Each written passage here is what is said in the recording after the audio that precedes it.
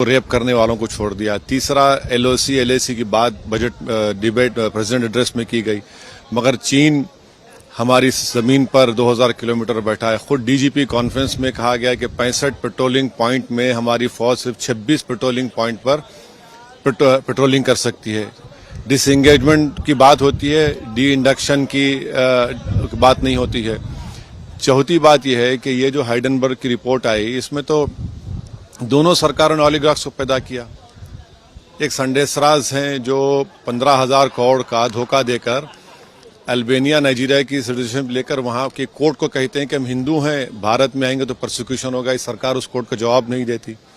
हाँ, फिर चौथी बात यह है कि माइनॉरिटीज पसमानदा मुसलमान की बात सरकार करती है।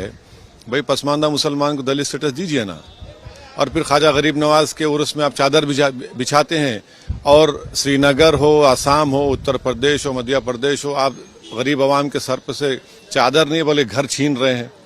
तो ये डिबेट जो हुआ, हम इसमें इन बातों को हाईलाइट किया। और फिर लॉ मिनिस्टर ये चाहते हैं कि अदालत, जुडिशरी इंदिरा गांधी की तरह, इंदिरा गांधी ने कहा था कि कमिटेड, मोदी जी चाहते हैं कि वो लॉयल हो जाए उनके।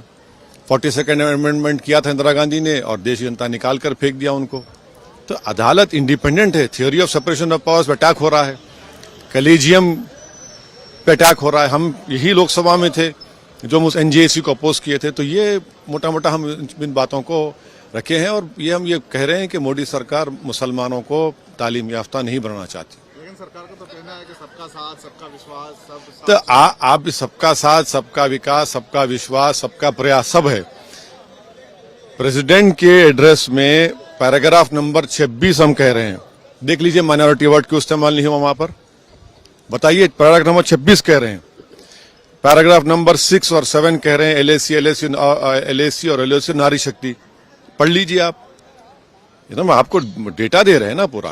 लेकिन उन्होंने कहा है कि इस सरकार में जीरो टॉलरेंस है करप्शन को लेकर। लेकिन आपने हाइडेनबर्ग की बात की। हाँ, अगर हाइडेनबर्ग के लोग इंडिया में होते तो यूएपीए लग जाता उनके ऊपर, अभी तक उन पर यूएपीए लग जाता अभी तक।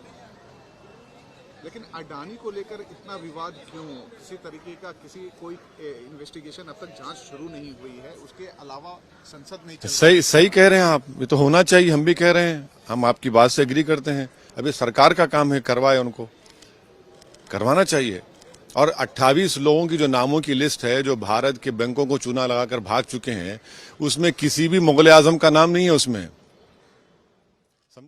अस्सलाम वालेकुम, हेलो, हाय, आदाब एवरीवन। दोस्तों, मैं आपका दोस्त शहबाज खान, आप देख रहे हैं TNT न्यूज और देखते रहिए TNT न्यूज। Thank you.